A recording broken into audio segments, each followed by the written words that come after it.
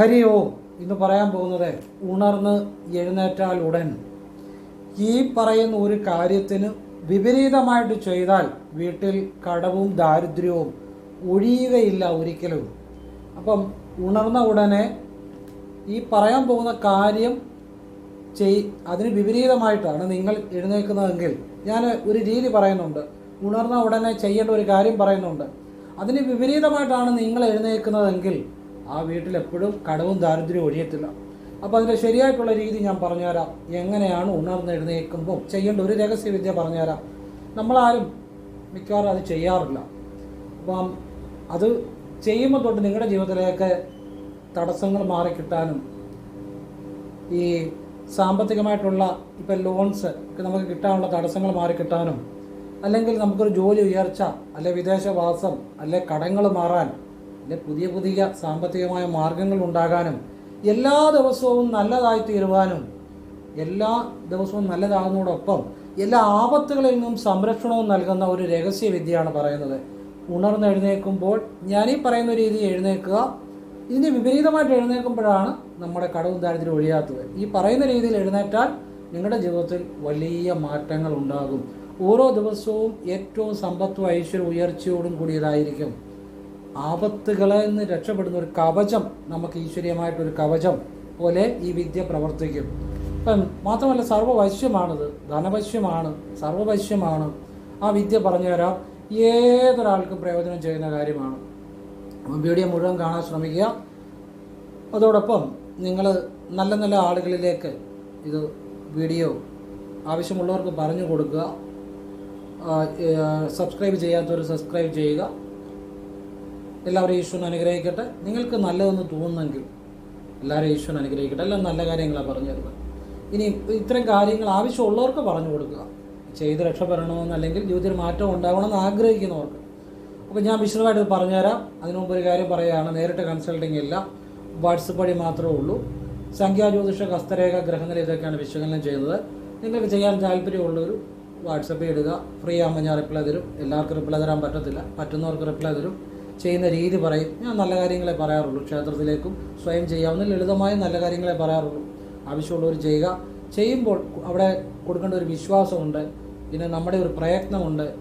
ഇതൊക്കെ മനസ്സിലാക്കിയിട്ട് ആവശ്യമുള്ളവർ ചെയ്യുക, അല്ലാത്തൊരു ചെയ്യേണ്ടെന്ന് ഞാൻ പറയത്തുള്ളൂ. എല്ലാം നല്ല കാര്യങ്ങളാണ്. പിന്നെ ഭാഗ്യസംഖ്യ, ഭാഗ്യനിറം, വിളിക്കേണ്ട ദേവത, ഏത് ക്ഷേത്രത്തിൽ എന്ന് പോകണം, ഏത് സമയം പോകണം, എന്ത് ചെയ്യണം ഞാൻ പറയും. ഭാഗ്യസംഖ്യ, ഭാഗ്യനിറം, വിളിക്കേണ്ട ദേവത. അതുപോലെ എല്ലാവർക്കും എല്ലാ മന്ത്രങ്ങളും ശരിയാകണമെന്നില്ല. എന്തു മന്ത്രം എങ്ങനെ ജപിക്കണം, ഏത് രീതിയിൽ ജപിക്കണം, അതിൻ്റെ ക്രമം ഒക്കെ ഞാൻ പറയും. ഞാൻ പറയുന്ന ശരനൂൽ രഹസ്യങ്ങൾ വേറെ ആരും പറഞ്ഞു തരത്തില്ല. ശിവരഹസ്യങ്ങളും ശാസ്ത്രരഹസ്യങ്ങളും ഒക്കെ എല്ലാം നല്ല കാര്യങ്ങളാണ്. ഇത് ആവശ്യമുള്ളവർക്ക് ചെയ്യാല്ല, ചെയ്യണ്ട, കുഴപ്പമൊന്നുമില്ല. എനിക്കും സമയം തീരെയില്ല. പിന്നെ നമ്മളെന്ത് പറഞ്ഞാലും ആത്മാർത്ഥമായിട്ടാണ് പറഞ്ഞു തരുന്നത്. ഇനി അത്യാവശ്യം നിങ്ങൾക്കൊരു കാര്യം അറിയണമെന്നുണ്ടെങ്കിൽ വളരെ ചുരുക്കി ഒരു ചെറിയ വോയിസ് ആയിട്ട് ഇട്ടാൽ എൻ്റെ ശ്രദ്ധയിൽപ്പെടുകയാണെങ്കിൽ എനിക്കറിയാൻ നല്ല കാര്യം പറഞ്ഞുതരാം. അതിന് ഫീസൊന്നും വിടരുത് കേട്ടോ. വിശദമായിട്ട് വിശകലനം ചെയ്യുന്നതിന് മാത്രം ഒരു ചെറിയ നിശ്ചിത ഫീസ് പറയും. അത് ചെയ്യാൻ പറ്റുമെങ്കിൽ, എനിക്ക് ഇപ്പം എല്ലാവരും ചെയ്യാൻ പറ്റത്തില്ല, ഞാൻ ഒരുപാട് തിരക്കിലാണ്, പറ്റുമെങ്കിൽ അത് ചെയ്താൽ മതി. പിന്നെ ഞാനത് ചെയ്യുകയാണെങ്കിൽ എന്നാലാവുന്ന രീതി വിശദമായിട്ട് പറഞ്ഞു തരും. ഒരാളുടെ ജീവിതത്തിൽ ഒരു തവണയെ നോക്കത്തുള്ളൂ. അപ്പോൾ അയാൾക്ക് വേണ്ട എല്ലാ നല്ല കാര്യങ്ങളും പറഞ്ഞു കൊടുക്കുന്നതാണ് എൻ്റെ രീതി. അപ്പോൾ ഇനിയും വിശദമായിട്ട് വീഡിയോയിലേക്ക് വരികയാണ്. രാവിലെ നാം ഉണർന്നെഴുന്നേറ്റ് കിടക്കപ്പായെന്ന് കിടക്കുന്ന ബെഡിൽ നിന്ന് എഴുന്നേറ്റാൽ ഉടനെ ഇത് ചെയ്യണം. അതായത് നമ്മൾ കിടക്കപ്പായ ഇരുന്നു കൊണ്ട്, ബെഡിലിരുന്നു കൊണ്ട് നമ്മൾ പ്രാർത്ഥനകൾ ചൊല്ലാറുണ്ട്, മന്ത്രങ്ങൾ ചൊല്ലാറുണ്ട്. അതുപോലെ തന്നെ കിടക്കപ്പായ ഇരുന്നുകൊണ്ട് വടക്കോട് തിരിഞ്ഞെന്നും ചെയ്യാറുണ്ട്, മന്ത്രങ്ങളൊക്കെ ചൊല്ലാറുണ്ട്. അതെല്ലാം നമ്മൾ കിടക്കപ്പായ ഇരുന്നുള്ള ആ ഈശ്വരനെയുള്ള പ്രാർത്ഥന ചെയ്ത് കഴിഞ്ഞ് നമ്മൾ കാലുകുത്തി എഴുന്നേക്കുമല്ലോ. എഴുന്നേറ്റാൽ ഉടൻ ആ തറയിൽ നിന്നുകൊണ്ട് ചെയ്യേണ്ട ഒരു കാര്യമാണ് പടിഞ്ഞാട്ട് നോക്കി നിന്ന് ഈ ഒരു കാര്യം ചെയ്യുക. പടിഞ്ഞാട്ട് നോക്കി നിന്ന് നിങ്ങളുടെ ഇതിൻ്റെ ഈ താടി ഉണ്ടോ, ഈ താടി അല്പം മുകളിലേക്ക് ഇങ്ങനെ ഒന്ന് ഉയർത്തുക. അപ്പോൾ നിങ്ങൾ വിചാരിക്കും ഈ താടി ഇങ്ങനെ ഉയർത്തിയ ഇപ്പം എന്നാണ്. അത് പറഞ്ഞുതരാം. ഇതാരും പറഞ്ഞു തരത്തില്ല. അതായത് ഈ താടി ഇങ്ങനെ ഉയർത്തുമ്പോൾ നമ്മുടെ ഈ വിശുദ്ധിയിൽ നിന്നുള്ള ഈ ഒരു ഊർജ്ജപ്രഭാവം കറക്റ്റ് ആജ്ഞയെ ചെല്ലും. ആ രഹസ്യ സ്ഥാനത്ത് ചെല്ലും. ഇങ്ങനെ നാലും കൂടുന്ന വഴിയിൽ ആ ശരിക്കും നമ്മൾ ഭ്രൂമധ്യം എന്ന് പറയുന്നിടത്ത് ആ വിശുദ്ധമായ ആ രഹസ്യമായ ശിവനിരിക്കുന്ന ആ ഒരു ഭാഗത്ത് ചൊല്ലും. ഇങ്ങനെ ഒന്ന് ഉയർത്തുമ്പോൾ ഈ വിശുദ്ധിന്ന് ഈ ഊർജ്ജപ്രവാഹം കറക്റ്റ് അങ്ങ് ചെല്ലും. അതിന് പ്രത്യേകിച്ച് കാര്യങ്ങൾ ചിലർ യോഗ ചെയ്യുമ്പം ചിലപ്പോൾ ശ്രദ്ധിച്ചോണം, ഇങ്ങനെ അല്പം ഈ പെടലി ഒന്ന് ഉയർത്തിയിരിക്കുന്ന കാണാം. ചിലരെന്ത് ചെയ്യും, ആദ്യം ഒന്ന് പെടലി ഉയർത്തിയിട്ട് ആ സ്ഥാനത്ത് അവർ ചെയ്യുന്ന വിദ്യ ചെയ്തിട്ട് പടലി അങ്ങ് താക്കും. പിന്നെ ഇവിടെ ശ്രദ്ധ വന്നു കഴിഞ്ഞാൽ പിന്നെ താത്താലും കുഴപ്പമില്ല. നിങ്ങളോട് ഞാൻ അതൊന്നും പറയുന്നില്ല, നിങ്ങളതൊന്നും ചെയ്യുകയും വേണ്ട. നിങ്ങളുടെ അറിവിന് വേണ്ടി പറഞ്ഞിരുന്നുള്ളൂ. പെടലി അല്പം ഈ പെരുവിരലുണ്ട, പെരുവിരലുകൊണ്ട് ഇച്ചിരി ഒന്ന് ഉയർത്തുക, ഇച്ചിരി മതി നിങ്ങളെ കൊണ്ട് പറ്റുന്ന പോലെ. ഇനി പെരുവിരലുകൊണ്ട് എന്തിനാ ഉയർത്താൻ പറഞ്ഞെന്നറിയോ? ഈ പെരുവിരലിനൊരു ആജ്ഞാശക്തിയുണ്ട്, ഒരു ഇച്ഛാശക്തിയുണ്ട്. അപ്പം നിങ്ങളുടെ വലത് കൈയോ ഇടത് കൈയോ ഏത് പെരുവിരലാണ്, പെരുവിരലിൻ്റെ ഈ ഭാഗം ഉണ്ടല്ലോ, ഇതിനൊരു പ്രത്യേക, ഈ ടച്ച് ചെയ്യുന്ന ഭാഗത്തിന് പ്രത്യേക ഒരു ഇതുള്ളതാണ്. ഈ ടച്ച് ചെയ്യുന്ന ഇവിടെ ഈ ചാലുകളുണ്ട്, ചെറിയ ചാലുകൾ. അതുകൊണ്ടാണ് വിരലടയാളങ്ങൾ നമ്മൾ ഐഡൻറ്റിറ്റിക്ക് വേണ്ടി ഉപയോഗിക്കാറുണ്ട്. ഇത് ചാലുകളാണ്, ചെറിയ ചാലുകളാണ്. അപ്പോൾ ഇവിടെ സ്പർശം കൊണ്ടൊക്കെ അറിയുന്ന ഈ ചാലുകൾ ഉള്ളതുകൊണ്ട്, അതുകൊണ്ട് നമ്മൾ ഈ ഇവിടെ കൊണ്ട് ഇങ്ങനെ ഒന്ന് ജസ്റ്റ് ഇങ്ങനെ ഉയർത്തുക, അല്ല ജസ്റ്റ് ഇങ്ങനെ ഉയർത്തുക. ഇനി അതല്ലെങ്കിൽ നിങ്ങൾ ഇങ്ങനെ ഉയർത്തിയാലും മതി, അതിന് കുഴപ്പമൊന്നുമില്ല.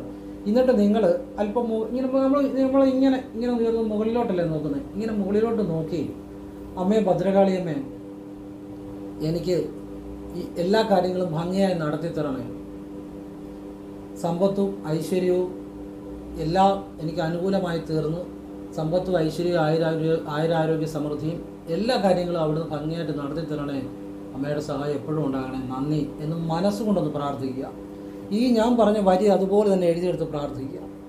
ഇത് പടിഞ്ഞാട്ട് തിരിഞ്ഞൊന്ന് ചെയ്യണം. കിടക്കപ്പായെന്ന് കാലുകുത്തി എഴുന്നേറ്റാൽ ഉടൻ ചെയ്യണം, അതായതിൻ്റെ രഹസ്യം. നമ്മൾ സാധാരണ കിടക്കപ്പായെന്ന് എഴുന്നേറ്റാവുന്ന ചെയ്യുന്നത് എന്താ? എനിക്ക് ഇന്ന് അവർക്ക് പൈസ കൊടുക്കണം, ഇവർക്ക് പൈസ കൊടുക്കണം, ഞാനൊക്കെ ഇന്ന് രക്ഷപ്പെടാനാണ്, അത് ഞാൻ ദുരിതം പഠിച്ചു, ഇതൊക്കെയാണ് ചിന്തിക്കുന്നത്. ഇങ്ങനെ ഈശ്വരാധീനത്തിന് പകരം വിപരീതമായിട്ടുള്ള നെഗറ്റീവായിട്ടുള്ള കാര്യങ്ങൾ ചിന്തിക്കുന്നതുകൊണ്ട് കടവും ദാരിദ്ര്യവും മാറാത്തത്. ഇതുപോലെയുള്ള ഈശ്വരീയമായ വിദ്യകൾ ചെയ്താൽ നമ്മൾ ഉണർന്ന് എഴുന്നേറ്റ ഉടനെ ചെയ്യണം. എന്നിട്ട് ഉടനെ എഴുന്നേറ്റ് കിടക്കപ്പായെന്ന് എഴുന്നേറ്റാ ഉടനെ, അതാണ് ഉദ്ദേശിക്കുന്നത്. കിടക്കപ്പായ ഇരുന്ന് പ്രാർത്ഥനകളെല്ലാം കഴിഞ്ഞ് പിന്നെ കിടക്കപ്പായ ഇരുന്നുകൊണ്ടുള്ള എല്ലാ പ്രാർത്ഥനകളും കഴിഞ്ഞ് താഴോട്ട് കാല് കുത്തി എഴുന്നേറ്റ ഉടനെയാണ് ചെയ്യേണ്ടത്. ഈ ഒരു വിദ്യ നിങ്ങൾ നിത്യേന ചെയ്ത് നോക്കുക. നിങ്ങളുടെ കടങ്ങൾ മാറിക്കിട്ടാൻ ഉപകരിക്കും. തടസ്സപ്പെട്ട ലോണെ കാര്യങ്ങളൊക്കെ കിട്ടണേ അത് ഉപകരിക്കും. മാത്രമല്ല സാമ്പത്തികം വരാനുള്ള മാർഗങ്ങളുണ്ടാകും. ഏത് കാര്യങ്ങളിലും വിജയമുണ്ടാകും, വശ്യമുണ്ടാകും. നിങ്ങൾക്ക് സ്വന്തമായിട്ട് ഒരു ഇൻഡ്യൂഷൻ, എന്താണ് ഇൻഡ്യൂഷൻ എന്ന് വെച്ചാൽ അത്ഭുതങ്ങളൊന്നുമല്ല ഞാൻ പറയുന്നത്. നിങ്ങൾക്കറിയാം ഏത് കാര്യം ചെയ്യണം, എങ്ങനെ ചെയ്താൽ അതിൽ വിജയിക്കും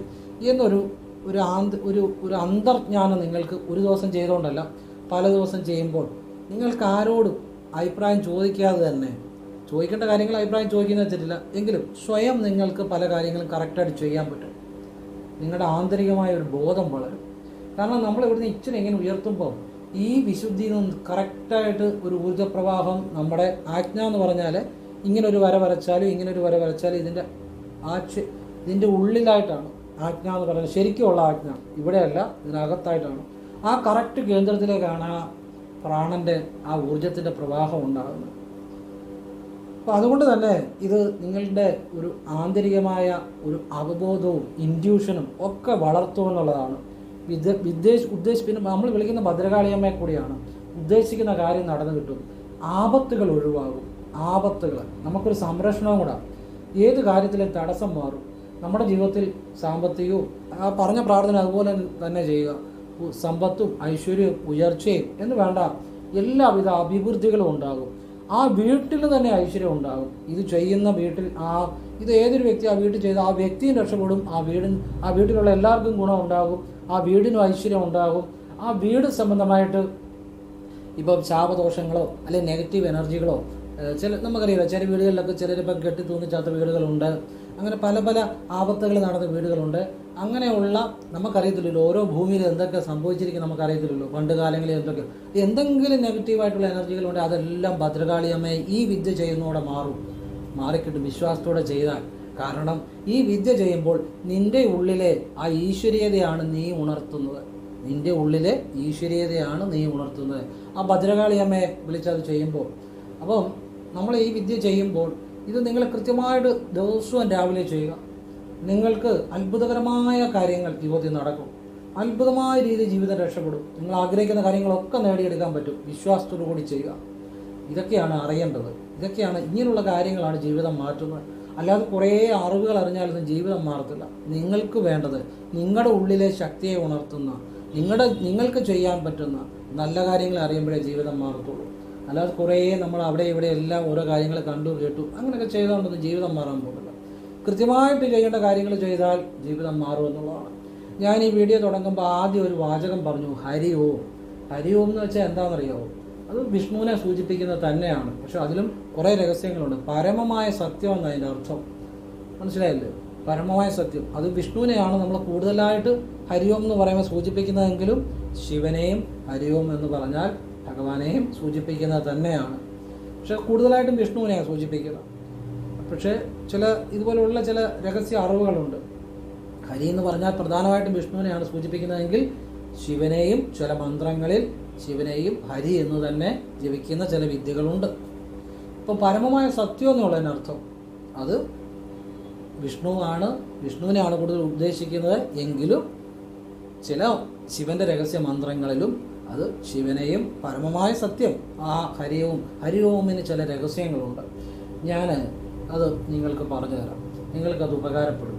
ഈ ഹരി ഓം എന്ന് പറഞ്ഞാൽ പലരും അത് ജപിക്കുന്നുണ്ടെങ്കിലും അത് അറിയാവുന്നവരുണ്ടായിരിക്കും, അറിയാത്തവരുണ്ടായിരിക്കും. ഞാൻ അതിനെക്കുറിച്ച് പറയുന്നില്ല.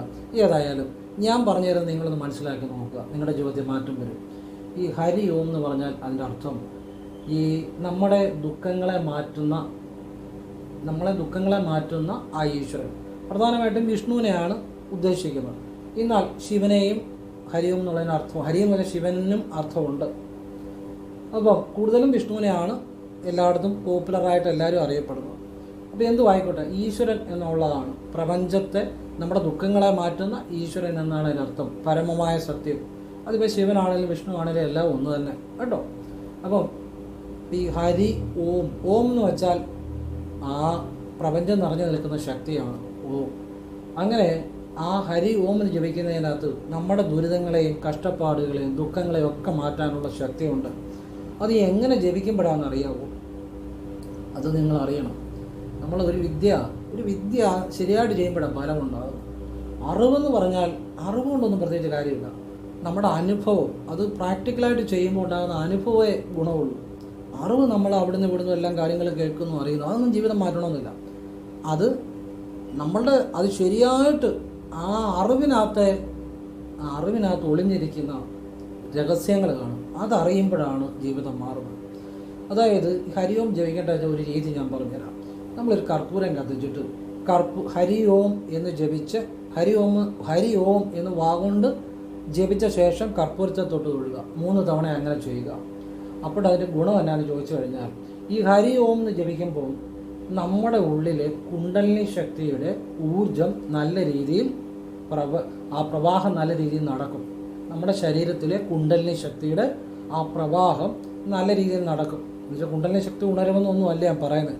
ആ കുണ്ടലിനി ശക്തി എന്നുള്ള ആ ഊർജ്ജ പ്രവാഹം നല്ല രീതിയിൽ നടക്കുന്ന നട്ടലിൽ കൂടെ ഹരി ഓം ജപിക്കുമ്പോൾ അതിനുള്ള ശക്തി ആ അക്ഷരത്തിനുണ്ട്, ആ മന്ത്രത്തിനുണ്ട്. മനസ്സിലാവുന്നുണ്ടോ? അത് കർപ്പൂരം തൊട്ട് അത് ജപിച്ചിട്ട് കർപ്പൂരം തൊട്ട് കുനിഞ്ഞാണല്ലോ നമ്മൾ കർപ്പൂരം തൊട്ട് നമ്മൾ നിവരുന്നു. ഈ കുനിഞ്ഞ് നിവരുമ്പോൾ ഈ നട്ടലൊന്ന് വളഞ്ഞിട്ട് നിവരുന്നു. അപ്പോൾ ഹരിയോമെന്ന് ജപിച്ചിട്ട് അങ്ങനെ ചെയ്യുമ്പോൾ ഈ നട്ടലിനുള്ളിൽ കൂടി നല്ല രീതിയിൽ ആ ഒരു ഊർജ്ജപ്രവാഹം ഉണ്ടായി നിങ്ങൾക്ക് ആ ഈശ്വരൻ്റെ അനുഗ്രഹം കിട്ടുമെന്നുള്ളതാണ്. നിങ്ങൾ വിഷ്ണുവിനെ വിചാരിക്കുന്നെങ്കിൽ വിഷ്ണുവിൻ്റെ അനുഗ്രഹം കിട്ടും. പോപ്പുലറെ കൂടുതലായിട്ടും വിഷ്ണുവിനെയാണ് ഉദ്ദേശിക്കുന്നത്. അത് കുഴപ്പമില്ല, ഭഗവാനെ ഉദ്ദേശിച്ചാൽ മതി. അപ്പോൾ നിങ്ങൾ എങ്ങനെയാണ് കർപ്പൂരം തൊട്ട് ഹരി ഓം എന്ന് ജപിച്ചിട്ട് നിങ്ങൾ കുനിഞ്ഞ് കർപ്പൂരം തൊട്ട് നട്ടല് വളഞ്ഞ് കർപ്പൂരം തൊട്ടിട്ട് നിങ്ങൾ നിവരുമ്പോൾ നിങ്ങളുടെ നട്ടൽ ഇങ്ങനെ വളഞ്ഞിട്ട് നിവരുകയും കൂടെ ചെയ്യുന്നു. അപ്പോഴാണ് ആ ബ്ലോക്കായി കിടക്കുന്ന നട്ടലിലെ ഊർജ്ജപ്രവാഹം ശരിയായ രീതിയിൽ ആയി ആ ഹരിയോം എന്നുള്ള മന്ത്രം കൂടെ അതിൻ്റെ ആ ശക്തിയും കൂടെ വരുമ്പോൾ നിങ്ങളുടെ ജീവിതത്തിൽ ഒരുപാട് മാറ്റങ്ങൾ ഉണ്ടാകും. അതങ്ങനെ ചെയ്യുമ്പോഴാണ് മാറ്റം ഉണ്ടാകുന്നത്. പറഞ്ഞാൽ മനസ്സിലായില്ലേ? അങ്ങനെ ചെയ്യുമ്പോഴാണ് മാറ്റം ഉണ്ടാകുന്നത്. ഇപ്പോൾ നമ്മൾ ഗണപതിക്ക് ഏത്തവിടുമ്പോൾ ഇപ്പോൾ സാധാരണഗതി എല്ലാവരും ചെയ്യും, ആ ഗണപതിയുടെ മുന്നിൽ നിന്നിട്ട് വേണ്ടി ഇങ്ങനെ ഇങ്ങനെ വെച്ചിട്ട് അല്ലേ. ശരിക്കും പറഞ്ഞാൽ ഇപ്പോൾ ഇതുണ്ട്, ഗണപതിക്കകത്ത് ഇടുമ്പോൾ നമ്മൾ ഈ ഈ കൈ കൊണ്ട് ഇവിടെ ഇങ്ങനെ പിടിക്കുന്നു, ഈ കൈ കൊണ്ട് ഇവിടെ പിടിക്കുന്നു. അപ്പം ഈ രണ്ടിടവും പിടിക്കുമ്പോൾ ഈ നട്ടലിൽ കൂടാണ് ആ ഊർജം. ഇത് കണ്ടു, ഈ ഇപ്പം ഇങ്ങനെ നട്ടലിലുണ്ടെന്ന് നട്ടലിലാണെന്ന് വിചാരിക്കുക. ഈ രണ്ട് സൈഡിൽ നിന്ന് ഒരു ഫോഴ്സ് വരുമ്പോൾ ഈ നട്ടലിലേക്ക് കൂടുതൽ ഊർജം പ്രവഹിക്കും. ആ നട്ടലിന് കൂടുതൽ ആ ഊർജ്ജ പ്രവാഹം നടക്കും. ഇങ്ങനെ രണ്ട് രീതി ഫോഴ്സ് വരുമ്പോൾ ശ്രദ്ധിക്കുന്നുണ്ടോ? കണ്ടോ, ഇങ്ങനെ ഫോഴ്സ് വരുമ്പോൾ. എന്നിട്ട് നമ്മൾ എന്ത് ചെയ്യണം? നട്ടൽ വളഞ്ഞ് കുനിഞ്ഞിട്ട് വേണം നിവരാൻ. അപ്പോഴാണ് ശരിക്കും ആ ഏത്ത വിടുന്നതിൻ്റെ ഗുണം കിട്ടുന്നത്. മനസ്സിലാകുന്നുണ്ടോ? അങ്ങനെ ഏത്ത വിട്ട് ഗണപതിയുടെ മുന്നേ ഏത്ത വിട്ടാൽ അത് ഫലമാണ്, അല്ലാതെ നമ്മളത് അടയ്ക്കരുത്. അതുകൊണ്ട് പ്രത്യേകിച്ച് അവിടെ ഒന്നും നടക്കുന്നില്ല. ഉണ്ടോ? എന്തെങ്കിലും നടക്കുന്നുണ്ടോ? നട്ടൽ വളയുന്നുണ്ടോ? നമ്മുടെ ശരീരത്തിലെ നട്ടലിനുള്ളിലെ ചക്രാസിലെ ഊർജ്ജപ്രവാഹം അത് ബ്ലോക്കായിട്ട് തന്നെ കിടക്കും. അപ്പോൾ അതുപോലെ തന്നെയാണ് ഈ ഹരിയോം ജപിക്കുമ്പോൾ നമ്മൾ വീട്ടിൽ കർപ്പൂരം കത്തിച്ച് വിളക്കിൻ്റെ മുന്നിൽ സാധാ കർപ്പൂരം മതി, ഒരു തട്ടത്തിൽ വെച്ച് കത്തിച്ച് ഹരി ഓം എന്ന് ജപിച്ചിട്ട് കുനിഞ്ഞ് കർപ്പൂരത്തെ തൊട്ട് തൊഴുക. അപ്പോൾ പറ്റുന്നവർ ചെയ്യുക. ഇപ്പോൾ പ്രായമായ അമ്മമാരൊന്നും ചെയ്യണമെന്ന് ഞാൻ പറയത്തില്ല, ചിലപ്പോൾ കുനിയാൻ വയ്യാത്തവരുണ്ട്, അവരൊന്നും ചെയ്യണ്ട, പറ്റുന്നവർ ചെയ്യുക. ഇത് വീണ്ടും ഹരി ഓം എന്ന് വാഗൊണ്ട് ജപിച്ചിട്ട് കർപ്പൂരത്തെ തൊട്ട് തൊഴുക. വീണ്ടും ഹരി ഓം എന്ന് വാഗൊണ്ട് ജപിച്ചിട്ട് കർപ്പൂരത്തെ തൊട്ട് തൊഴുക. ഇങ്ങനെ 3 തവണ രാവിലെ ചെയ്താൽ നിങ്ങളുടെ എല്ലാ ദുരിതങ്ങളും ഒരു ദിവസം ചെയ്തുകൊണ്ട് മാറ്റം ഉണ്ടാകുമെന്നല്ല. ഇത് നിങ്ങൾ നിത്യേന മനസ്സിലാക്കി ചെയ്യുകയാണെങ്കിൽ, ഒരു കാര്യം മനസ്സിലാക്കി ചെയ്യുന്നതും ഒരു കാര്യം അറിയാതെ ചെയ്യുന്നതുമായിട്ട് വ്യത്യാസമുണ്ട്. മനസ്സിലാക്കി ചെയ്യുമ്പോൾ അത് കുറച്ചുകൂടി നമ്മുടെ മനസ്സതിലേക്ക് ലയിക്കാൻ ഉപകരിക്കും. മനസ്സിന് കുറച്ച് ഉത്ബോധം കിട്ടും. അപ്പോഴത്തേനും നമുക്ക് കൂടുതൽ ഫലമാകും. ഇത് നിങ്ങളിങ്ങനെ നിത്യേന ഇങ്ങനെ ചെയ്യുകയാണെങ്കിൽ നിങ്ങളുടെ ജീവിതത്തിലെ ആ കഷ്ടപ്പാടും ദുരിതങ്ങളും നിങ്ങളുടെ വീട്ടിലെ എല്ലാ പ്രശ്നങ്ങളും മാറിക്കിട്ടുവാനും ഇത് ഉപകരിക്കുമെന്നുള്ളതാണ്. അതാണ് ഹരിയോമിൻ്റെ ഒരു രഹസ്യം. ഇനി നമ്മുടെ കുട്ടികളെയൊക്കെ പറഞ്ഞ് പഠിപ്പിക്കണം, ഹരിയോം എന്ന് പറയാൻ പഠിപ്പിക്കണം. അവരെ കൊണ്ടൊക്കെ ഇങ്ങനെ വിളക്കയിലോ അല്ലെ കർപ്പൂരത്തിലൊക്കെ വീട്ടുകാർ കൂടെ നിന്ന് ചെയ്യിക്കാവുള്ളൂ. അല്ലെ കുസൃതിയും കുരുന്നകരിയുള്ള കുട്ടികളൊക്കെ ആണെങ്കിൽ ആ ദീപത്തിലൊക്കെ തൊടും. എന്നുവെച്ചാൽ അതൊന്നും അനുവദിക്കരുത്, നമ്മുടെ കൂടെ നിന്ന് ചെയ്യിക്കുക. അപ്പോൾ ഈ കൊച്ചിലെ തൊട്ട് കുട്ടികളെ ഹരി ഓം എന്ന് പറഞ്ഞ് പഠിപ്പിക്കുക. ആ കുട്ടികൾക്കൊക്കെ നല്ലൊരു ഉയർച്ച ഉണ്ടാകും, നല്ല ഭാവി ഉണ്ടാകും, ഒരു സംശയവും വേണ്ട. അപ്പോൾ ഇതൊക്കെ മനസ്സിലാക്കി ചെയ്യുമ്പോൾ അത് കുറച്ചുകൂടെ ഫലമായിരിക്കും. പിന്നെ ഭദ്രകാളിയുടെ ഈ വിദ്യ കുട്ടികൾക്കും പറഞ്ഞു കൊടുക്കുക. അപ്പോൾ അവർക്കൊക്കെ ജീവിതത്തിൽ മാറ്റം ഉണ്ടാകും. ഈ ചില ആളുകൾ എല്ലാവരും പുറത്തേക്ക് നോക്കുമ്പോൾ ചില ആളുകൾ അകത്തേക്ക് നോക്കും, അവരെ സിദ്ധന്മാരാകും എന്ന് പറഞ്ഞ പോലെ എല്ലാവരും കീഴ്പോട്ട് നോക്കുമ്പോൾ നമ്മളൊന്ന് മേൽപോട്ട് നോക്കുന്നൊരു വിദ്യ പറഞ്ഞത് അവർക്ക് ഈശ്വരീയമായ അനുഗ്രഹം ഉണ്ടാകും. എല്ലാവരും ചെയ്യുന്നതിൽ വ്യത്യസ്തമായി ചില കാര്യങ്ങൾ ചെയ്യുന്നവരാണ് ജീവിതത്തിൽ അത്ഭുതകരമായ ചില കാര്യങ്ങൾ നേടുന്നത്. അങ്ങനെ ചില കാര്യങ്ങളുണ്ട്. അപ്പോൾ ആ ഒരു രഹസ്യവിദ്യയാണ് പറഞ്ഞത്. ഇത് ലക്ഷങ്ങൾ കൊടുത്താലും കിട്ടാത്തൊരു രഹസ്യമാണ്. ഇതാരും പറഞ്ഞു തരത്തില്ല, എങ്ങും പറഞ്ഞു തരത്തില്ല. ഇപ്പം ഞാനിത് വീഡിയോ ഇട്ട് ഡേറ്റ് നോക്കിയാൽ മനസ്സിലാകും. ഇതുവരെ ആരും പറഞ്ഞു തന്നിട്ടില്ല. ഇനി ഞാൻ ഇട്ട് കഴിഞ്ഞ പോലും പറയുമെന്ന് എനിക്കറിയത്തില്ല. അത് കണക്കുകൾ കള്ളത്തരം പറഞ്ഞില്ലല്ലോ. ഞാൻ ഇട്ട ഡേറ്റ് നോക്കി അറിയാം. ഇതുവരെ ആരും പറഞ്ഞിട്ടില്ല, ആരും പറയാൻ പറ്റുന്ന കാര്യമില്ല. ഇനിയും ചിലപ്പം പലരും പറയാതിരിക്കുമോ എനിക്കറിയത്തില്ല. ഇതുവരെ ആരും പറഞ്ഞിട്ടില്ല, ആരും പറഞ്ഞു തരാൻ പറ്റത്തില്ല. അതുകൊണ്ടാണ് പറയുന്നത്, ഞാൻ വീഡിയോ പറയുന്ന ഒരു കാര്യം വേറെ ഒരിടത്തും നിങ്ങൾക്ക് കിട്ടത്തില്ല. അതെങ്ങനെ കിട്ടാനാണ്? അന്നത്തെ കാര്യം അറിയണം. അത് അറിയണ തമ്പുരാൻ വിചാരിക്കണം, പരമേശ്വരൻ വിചാരിക്കണം. നമ്മളൊക്കെ ആ ഒരു വഴിയിലാണ്. ഭഗവാനെ ഓരോ നിമിഷവും ആ ഒരു ശിവനെ വിളിച്ചുകൊണ്ടിരിക്കുക. ശ്വാസം ശിവനെ വിളിച്ചുകൊണ്ടിരിക്കുക. എടുക്കുന്ന ശ്വാസം ശിവനെ വിളിച്ചുകൊണ്ടിരിക്കുക. അപ്പോഴേ പിന്നെ അതുപോലെ തന്നെ നമ്മളെപ്പോഴും ഈ സഹജീവികളോടായിക്കോട്ടെ പക്ഷിമൃഗാദികളോടായിക്കോട്ടെ കരുണ കാണിക്കണം. അതും നമ്മുടെ ശരീരത്തിലെ ആ ഒരു ഈശ്വരബോധം ഉണരാൻ ഉപകരിക്കും. അത് ജീവിതത്തിൽ ഒരു നമുക്കൊരു ആന്തരികമായ ഒരു ഈശ്വരാനുഭവം ഉണ്ടാകാൻ ഉപകരിക്കും. ഇപ്പം ഈ പട്ടികൾക്കായിക്കോട്ടെ, അല്ലെങ്കിൽ പൂച്ചകൾക്കായിക്കോട്ടെ, അല്ലെങ്കിൽ പക്ഷിമൃഗാദികൾക്കായിക്കോട്ടെ, നമ്മളെ കൊണ്ട് പറ്റുന്ന, നമുക്ക് ദ്രോഹമില്ല അവർക്കും ദ്രോഹമില്ലാത്ത രീതിയിൽ പറ്റുന്ന സാഹചര്യം ഉണ്ട് ആഹാരം കൊടുക്കുക. ഇതൊക്കെ നല്ലതാണ്. ഒരാൾ എന്നോട് വാട്സപ്പിൽ ചോദിച്ചു, അതുകൊണ്ടാണ് പറഞ്ഞത്, നല്ല കാര്യമാണ്. പണ്ട് ഒരാൾ ഇതുപോലെ വാട്സപ്പിൽ മെസ്സേജ് ചെയ്തിരുന്നു, ഈ പട്ടികളെ സംരക്ഷിക്കാൻ വേണ്ടി ഏതാണ്ട് ഒരു കാര്യം ചെയ്തപ്പം ഒരുപാട് ആളുകൾ അതിനൊക്കെ ഒരു തടസ്സമായിട്ട് വന്നു. അപ്പം ഞാനൊരു പരിപാടികളൊക്കെ പറഞ്ഞു കൊടുത്ത് അത് ചെയ്തു. അതെല്ലാം തടസ്സമെല്ലാം മാറി നല്ല രീതിയിൽ ഒരു സംരക്ഷിക്കാൻ പറ്റി. അതിന് കോടി നന്ദി എന്നൊക്കെ പറഞ്ഞ്, ഇതൊന്നും നമ്മളല്ല, സാക്ഷാ പരമേശ്വരൻ പറഞ്ഞു തരുന്ന ചില കാര്യങ്ങളാണ്. അപ്പം നമ്മൾ ശരിക്കും നമ്മൾ പറയുന്ന കാര്യങ്ങൾ എന്ന് പറഞ്ഞാൽ നമ്മുടെ അറിവുകളല്ല. അപ്പം എല്ലാം പരമേശ്വരന് നന്ദി എന്നുള്ളതാണ്. ഇനി നിങ്ങൾക്കൊരു കാര്യം കൂടി ഞാൻ പറഞ്ഞുതരാം, വീട്ടിൽ ഐശ്വര്യം ഉണ്ടാകാൻ. നമ്മുടെ വീടിൻ്റെ മുഴുവൻ കേൾക്കണം കേട്ടോ, മുഴുവൻ കേട്ടിട്ട് ചെയ്യുക. നമ്മുടെ വീടിൻ്റെ പ്രധാന വാതിൽ, നമ്മൾ അകത്തേക്ക് കയറുന്ന വാതിൽ, ആ വാതിലിനകത്ത് കട്ടളയ്ക്ക് മുകളിലായിട്ട് ഒരു കണ്ണാടി വെക്കുക, മുഖം നോക്കുന്ന. ആ കണ്ണാടിയുടെ മുന്നിൽ നിന്ന് നിങ്ങൾ ഓം കൃഷ്ണായ നമഃ എന്ന് ജപിക്കണം. വാഗൊണ്ട് ജപിക്കണം, മനസ്സിൽ ജപിക്കണം, കണ്ണാടിയെ നോക്കി മതി. ഇത് നിത്യേന രാവിലെ ചെയ്യണം. വളരെ മാറ്റം ജീവിതത്തിലുണ്ടാവും. ഒരുപാട് അത്ഭുതങ്ങൾ ജീവിതത്തിൽ സംഭവിക്കും. ഇതൊരു കണ്ണാടി വിദ്യയാണ്. ഇതിനകത്ത് ചില രഹസ്യങ്ങളുണ്ട്. അത് നിങ്ങൾ ചെയ്യുമ്പോൾ നിങ്ങൾക്ക് മനസ്സിലാവും.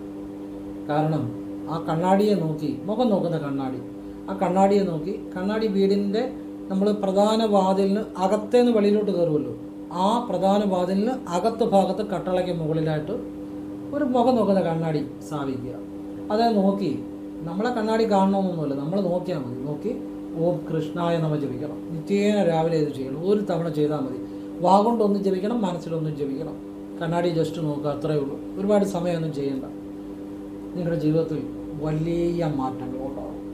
ഒന്നാമത്തെ കാര്യം, കണ്ണാടി മേളിയിരിക്കുന്ന സ്വാഭാവികമായിട്ട് നമ്മൾ മുകളിലോട്ടാണ് നോക്കുന്നത്. അപ്പം നമ്മുടെ ഈ വിശുദ്ധിയിൽ അവിടുത്തെ കൂടെ ആ ഒരു ഊർജ്ജപ്രവാഹം ആജ്ഞയിലെത്തുകയും ചെയ്യും. മനസ്സിലായില്ലേ? പിന്നെ ഓം കൃഷ്ണായ നമഃ എന്ന് ജപിക്കുമ്പോൾ ആ കണ്ണാടി നോക്കും, നമ്മുടെ മൈൻഡ് അങ്ങ് ബ്ലാങ്ക് ആകും. ഇപ്പം കണ്ണാടിയിലൊന്നുമില്ല, മെർക്കുറി ഉള്ള കണ്ണാടിയിലൊന്നുമില്ല. അപ്പം നമ്മുടെ മനസ്സും പെട്ടെന്ന് ആ ശൂന്യതയിലേക്ക് വരും, മനസ്സും ബ്ലാങ്ക് ആകും. അപ്പോൾ നമ്മുടെ മനസ്സങ്ങ് അത്ര നേരമെങ്കിലും ഒരു ശൂന്യാവസ്ഥ വരും. അപ്പോൾ ഓം കൃഷ്ണായ നമഃ ജപിക്കുമ്പോൾ നമുക്കത് വലിയ ഒരു അനുഗ്രഹമായിട്ട് വരും. നമ്മുടെ മനസ്സ് പെട്ടെന്ന് ആ കൃഷ്ണബോധവുമായിട്ട് താതാത്മ്യം പ്രാപിക്കും എന്നുള്ളതാണ്. അപ്പോൾ ഭഗവാന്റെ അനുഗ്രഹം കൂടുതലായിട്ട് ഉണ്ടായി വരും. ഭഗവാൻ വിചാരിച്ചാണ്ടി ഇത്രയും സമയം മതി കുചേലനെ കുബേരനാക്കാൻ, അല്ലേ? അധികം സമയമൊന്നും വേണ്ട. ഏത് പ്രശ്നത്തിനും പരിഹാരം ഭഗവാന്റെ കയ്യിലുണ്ട്. ഏത് പ്രശ്നത്തിനും പരിഹാരമുണ്ട്. ഭഗവാന്റെ പരിഹാരമില്ലാത്തൊരു പ്രശ്നമില്ല. അപ്പം ഭഗവാനെക്കുറിച്ച് പറഞ്ഞപ്പം ഞാനൊരു കാര്യം പറഞ്ഞുതരാം. ഇന്നലെ വീഡിയോ പറയണമെന്ന് വിചാരിച്ചാൽ മറന്നുപോയി. അതായത് ഇന്ന് ഞാൻ വീഡിയോ ചെയ്യുന്നത് ശനിയാഴ്ചയാണ്. അപ്പോൾ ഇതിന് മുമ്പ് വരുന്ന വ്യാഴാഴ്ച വെളുപ്പിനെ ഏകദേശം ഒരു 2:30-3 മണി അല്ലെ 3:30 ആയി കാണും. വെളുപ്പിന് ഞാൻ ഉറക്കമെന്ന് പറഞ്ഞാൽ ബോധമുണ്ട് ആ സമയത്ത് ഒരു കാര്യം കാണുകയാണ്.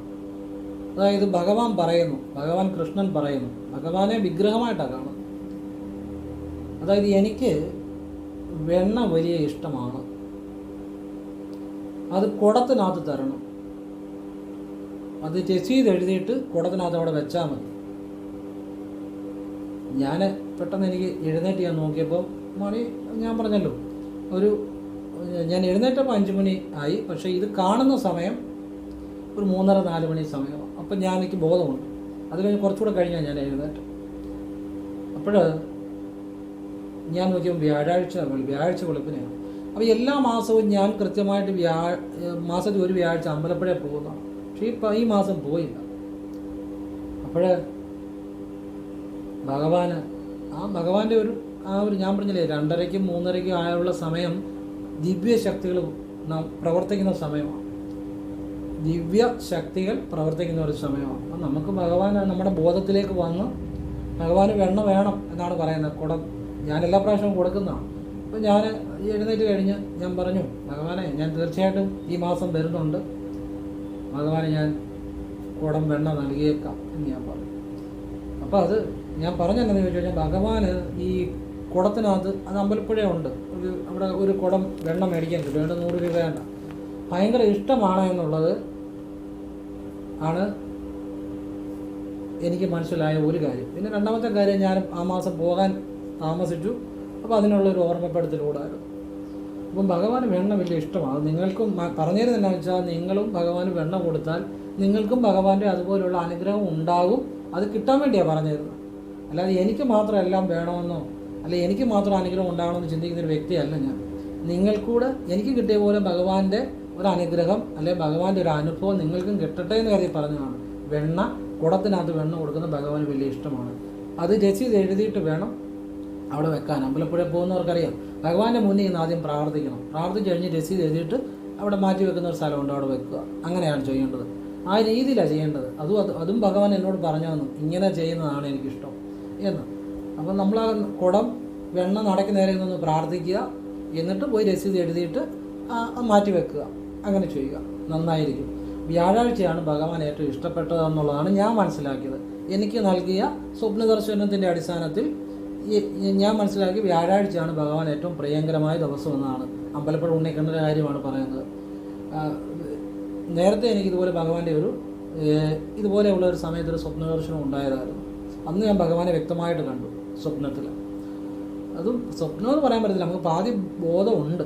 അതായത് ആ 2:30-3 മണി, അന്ന് 3 മണിക്കാണ്ടാണ് കണ്ടത്. അപ്പം ഞാൻ എഴുന്നേൽക്കുകയും ചെയ്തു. അന്ന് ഭഗവാനെ വ്യക്തമായിട്ട് ഞാൻ കണ്ടു. ഭയങ്കര ഒരു സൗന്ദര്യമാണ് ഭഗവാൻ. ഞാൻ ഇതുപോലെ സൗന്ദര്യമുള്ള ഒരു കുട്ടിയായിട്ടാണ് കാണുന്നത്, ഞാൻ കണ്ടിട്ടില്ല. മൈപ്പീലയും ഒക്കെ വെച്ച് ഭഗവാന്റെ ഒരു ചിരിയുണ്ട്, അതിനെ വർണ്ണിക്കാനില്ല. ഞാൻ ആരുടെയും സൗന്ദര്യം ഇതുവരെ അങ്ങനെ കണ്ടിട്ടില്ല. അത്രയും സൗന്ദര്യമുള്ള ഒരാളെയും ഞാൻ ജീവിതത്തിൽ കണ്ടിട്ടില്ല. ഒരു ബാലരൂപത്തിൽ ചിരിച്ച്. അപ്പം ഞാൻ സ്വപ്നാവസ്ഥയിൽ ഞാൻ എപ്പം പോയാലും ചെയ്യുന്നൊരു കാര്യമുണ്ട്. അവിടെ ആ കുഞ്ചൻ നമ്പ്യാരുടെ ഒരു ഇതുണ്ടല്ലോ, മിഴാവ് വെച്ചിരിക്കുന്നത്, അവിടെ ഇരുന്ന് ചേരാൻ ഞാൻ ധ്യാനിക്കും, ഇങ്ങനെ കണ്ണടച്ച് ധ്യാനിക്കും. അപ്പം ഞാൻ അവിടെ ഇരുന്ന് ധ്യാനിക്കുന്നതായിട്ടും ഭഗവാന്റെ അടുത്ത് വന്ന് ഭഗവാൻ എന്നോട് ഒരു കാര്യം പറയുന്നുണ്ട്. അത് ഞാൻ നിങ്ങളോട് പറയുന്നില്ല, ഒരു കാര്യം പറയുന്നുണ്ട് ഭഗവാൻ. അപ്പം അങ്ങനെയാണ് കാണുന്നത്. പെട്ടെന്ന് ഞാൻ കണ്ണു തുറന്ന് നോക്കിയപ്പോൾ 3 മണി. അത് വേറെ ഇതിന് മുമ്പൊരു ദിവസം കണ്ടതാണ്. പിന്നെ അപ്പോൾ ഭഗവാന്റെ അനുഭവം ഉണ്ടായത് നിങ്ങളോടൊന്ന് ഷെയർ ചെയ്തതേ ഉള്ളൂ. അപ്പോൾ നിങ്ങളും ഭഗവാന് വെണ്ണ കൊടുക്കുക, തീർച്ചയായിട്ടും നിങ്ങൾക്ക് ഭഗവാന്റെ അനുഗ്രഹം ഉണ്ടാകും. അങ്ങനെ എല്ലാവർക്കും ഭഗവാന്റെ അനുഗ്രഹം ഉണ്ടാകട്ടെ എന്ന് കരുതി മാത്രം പറഞ്ഞതാണ്, അല്ലാതെ വേറൊന്നുമല്ല. അപ്പോൾ എൻ്റെ അനുഭവം പറഞ്ഞതേ ഉള്ളൂ. എല്ലാവരെയും ഈശ്വരൻ അനുഗ്രഹിക്കട്ടെ. നിങ്ങൾ പിന്നെ തകഴിയിൽ ശാസ്താവിനെ നിങ്ങൾ എപ്പോഴെങ്കിലും പോയി ഒന്ന് തൊഴുന്നതും അവിടെ ഭഗവാൻ ഇഷ്ടപ്പെട്ട വഴിപാടുകൾ ചെയ്യുന്നത് നല്ലതാണ്. ഭയങ്കര ശക്തിയാണ് കേട്ടോ. ആലപ്പുഴ ജില്ലയിൽ തകഴി എന്ന് പറയുന്നത് ഈ ഗൂഗിളിലും നെറ്റിലൊക്കെ അടിച്ച് നോക്കിയാൽ കാണാൻ പറ്റും. എപ്പോഴെങ്കിലും ജീവിതത്തിൽ പറ്റും. ഈ തകഴി ശാസ്താവിന് ഭയങ്കര ശക്തിയാണ്. അതെനിക്ക് അനുഭവം ഉണ്ട്, അതുകൊണ്ടാണെന്ന് കൂട്ടിക്കോ പറയുന്നത്. ഞാൻ വെറുതെ ഒരു കാര്യം പറയത്തില്ലെന്ന് എൻ്റെ വീഡിയോ കാണുന്ന എല്ലാവർക്കും അറിയാം. തകഴി ശാസ്താവിന് ഭയങ്കര ശക്തിയാണ്. നിങ്ങൾക്ക് പറ്റുമെങ്കിൽ എപ്പോഴെങ്കിലും ജീവിതത്തിൽ അവിടെ പോകണം. ഞാൻ ചില ക്ഷേത്രങ്ങൾ പറയും, അതിനകത്ത് ചില കാര്യങ്ങളുണ്ട്. തകഴിയിൽ ശാസ്താവിൻ്റെ ക്ഷേത്രം, അവിടെ നിങ്ങൾ ആലപ്പുഴ ജില്ലയിലാണ്. ഗൂഗിളിലൊക്കെ നെറ്റിൽ അറിയാത്തവർക്ക് നെറ്റിൽ ഗൂഗിളിൽ സെർച്ച് ചെയ്ത് നോക്കിയാലും കാണാം. ആലപ്പുഴ ജില്ലയിലെ തകഴിയിൽ ധർമ്മശാസ്ത്ര ക്ഷേത്രം. എപ്പോഴെങ്കിലും പോയി തൊഴുത് നിങ്ങളെ കൊണ്ട് പറ്റുന്ന ഭഗവാൻ ഇഷ്ടമുള്ള പരിപാടി ചോദിച്ചിട്ട് ചെയ്യുക. ശനിയാഴ്ചയൊക്കെയാണ് നല്ലതാണ്. ജീവിതത്തിൽ വലിയ നല്ല ഒരുപാട് അനുഗ്രഹങ്ങളുണ്ടാകും. പിന്നെ തുകലശ്ശേരി മഹാദേവൻ്റെ ക്ഷേത്രം, അത് തിരുവല്ല ശ്രീവല്ലഭ ക്ഷേത്രം കഴിഞ്ഞാണ്. അതായത് ദൂരെ നിന്ന് വരുന്നവരാണ് നെറ്റിലോ ഗൂഗിളിലോ ഒക്കെ സെർച്ച് ചെയ്ത് കൊടുത്താൽ തുകലശ്ശേരി ക്ഷേത്രം മഹാദേവൻ്റെ തിരുവല്ല ശ്രീവല്ലഭ ക്ഷേത്രം കഴിഞ്ഞാണ്. അപ്പോൾ തുകലശ്ശേരി മഹാദേവനെ കാണുന്നുണ്ടെങ്കിൽ തിരുവല്ലയിൽ വന്ന് ശ്രീവല്ലഭ സ്വാമിയെ കണ്ട് തൊഴുതിട്ട് വേണം തുകലശ്ശേരി മഹാദേവനെ കാണാൻ. അത് വലിയ ഒരു വളർന്നുകൊണ്ടിരിക്കുന്ന പ്രതിമയെന്നല്ല, ക്ഷമിക്കുക പറഞ്ഞ്, വളർന്നുകൊണ്ടിരിക്കുന്ന ശിവന്റെ വിഗ്രഹമാണ്, ശിവലിംഗമാണ്. അപ്പോൾ അത് ഒരു മുറിയുടെ അത്രയൊക്കെ വലിപ്പമുണ്ട്. അവിടെ ദിവസം കൊണ്ട് ഒരു നേരെ ജലധാര ഉള്ളു എന്നുള്ളതാണ് എനിക്ക് തോന്നുന്നത്. ഏതായാലും എനിക്ക് ഭഗവാനെ ഞാൻ ആദ്യമായിട്ട് കണ്ടത് ഇതുപോലെ സ്വപ്ന ദർശനത്തിലാണ്. ഒരു 2:30-3 മണിക്കോ ഇടയ്ക്ക് ആദ്യമായിട്ട് തുകലശ്ശേരിയിലെ ആ ഒരു ശിവലിംഗം ഞാൻ കാണുന്നത് സ്വപ്ന ദർശനത്തിലാണ്. പിന്നീടാണ് നേരിട്ട് കണ്ടത്, പിന്നീടാണ് നേരിട്ട് അവിടെ പോകാൻ പറ്റിയത്. അപ്പം അതൊരു മഹത്തായ ഒരു ക്ഷേത്രമാണ്. പിന്നെ അതുപോലെ തന്നെ ഗുരുവായൂര്, അമ്പലപ്പുഴ, ആറന്മുള, പിന്നെ ഏറ്റുമാനൂര്, കൊട്ടിയൂര്, മമ്മിയൂര്, ഇതിനൊക്കെ ചില ചില സംഭവങ്ങളുണ്ട് കേട്ടോ. എല്ലാ ക്ഷേത്രങ്ങളിലും പുണ്യം തന്നെ, എല്ലാ ക്ഷേത്രങ്ങളിലും പുണ്യം തന്നെ, പുണ്യക്ഷേത്രങ്ങളിൽ തന്നെ എല്ലാ ശക്തിയുള്ളത് തന്നെയാണ്. പക്ഷേ എനിക്ക് എൻ്റെ അനുഭവത്തിൽ ചില കാര്യങ്ങൾ തോന്നുന്ന ചില ക്ഷേത്രങ്ങൾ ഞാൻ പറയുന്നതേ ഉള്ളൂ. അതുപോലെ തന്നെ പായിപ്പാട് പുത്തൻകാവിലമ്മ, എൻ്റെ ഓഫീസിൻ്റെ അടുത്തുള്ള പുത്തൻകാവിലമ്മ. അതുപോലെ എൻ്റെ ഓഫീസിന് അടുത്തൊരു ധന്വന്തരി മൂർത്തി ക്ഷേത്രമുണ്ട്. അവിടുത്തെ ധന്വന്തരി ഭഗവാൻ മഹാവിഷ്ണു തന്നെയാണ്. പിന്നെ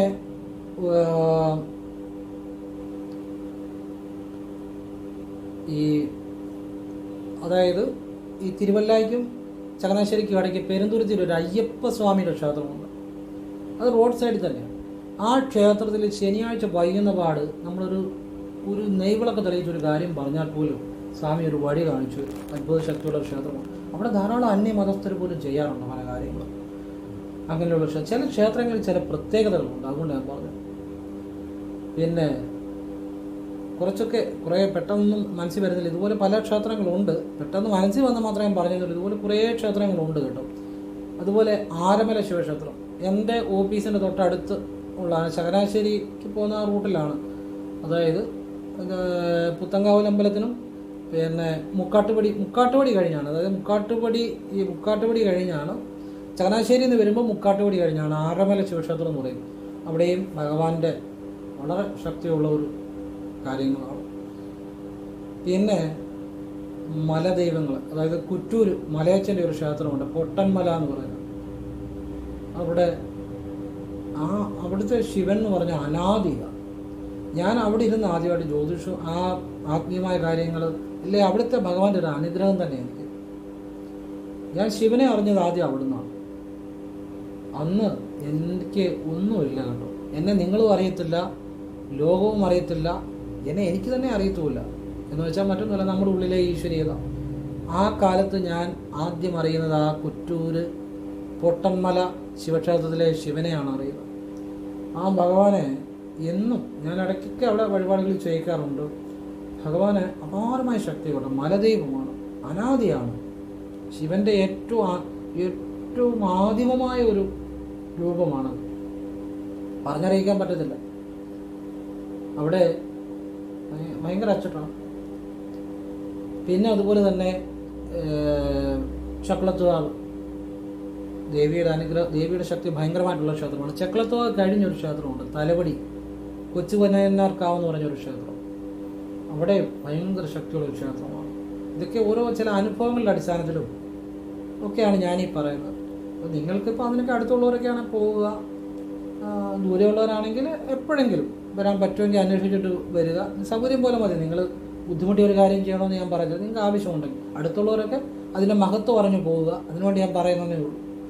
ഇങ്ങനെ ചില ക്ഷേത്രങ്ങളുണ്ട്, അവിടെയൊക്കെ ചില ഇതുപോലെ ചില പ്രത്യേകതകളുണ്ട്. അങ്ങനെയുള്ള ചില ക്ഷേത്രങ്ങൾ പറഞ്ഞതേ ഉള്ളൂ. പിന്നെ ഒരു ക്ഷേത്രം എൻ്റെ മനസ്സിൽ വരുന്നുണ്ട്, പക്ഷേ ഓർമ്മ കിട്ടുന്നില്ല, പേര് പറയാം. 108 ശിവക്ഷേത്രങ്ങളിൽ ഒന്നാണ് അത്. തൃക്കപാലീശ്വരം ക്ഷേത്രമാണ്.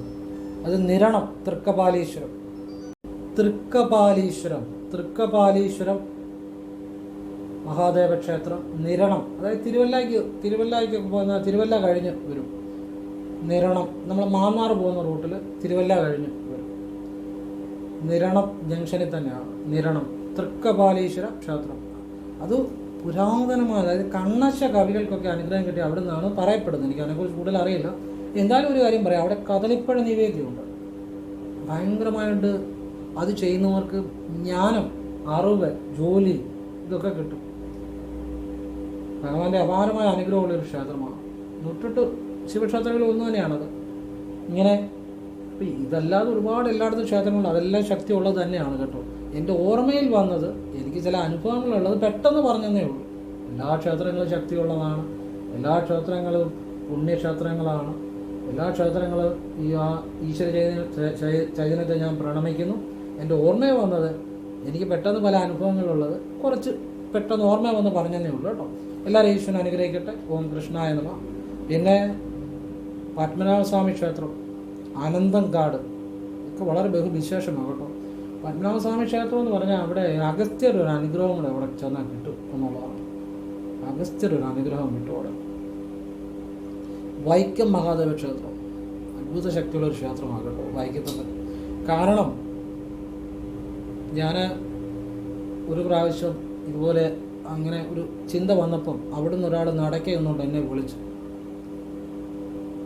വൈക്കം ക്ഷേത്രത്തിൽ നിന്ന് ഒരുപാട് അവിടെ നിന്നൊക്കെ ആളുകൾ പല കാര്യങ്ങൾക്കും വരാറുണ്ട്. എനിക്കറിയാവുന്ന കാര്യങ്ങൾ ഞാൻ പറഞ്ഞു കൊടുക്കാറുണ്ട്.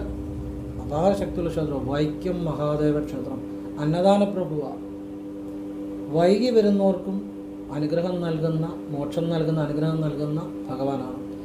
അത് അവിടെ ഭഗവാന് ചില പ്രത്യേകതകളുണ്ട്. ശക്തിയുള്ളത് വളരെ പ്രത്യേകത ഉള്ള ക്ഷേത്രം തന്നെയാണ് വൈക്കം മഹാദേവ ക്ഷേത്രം. അതുപോലെ കോട്ടയത്ത് തിരുനക്കര മഹാദേവ ക്ഷേത്രം.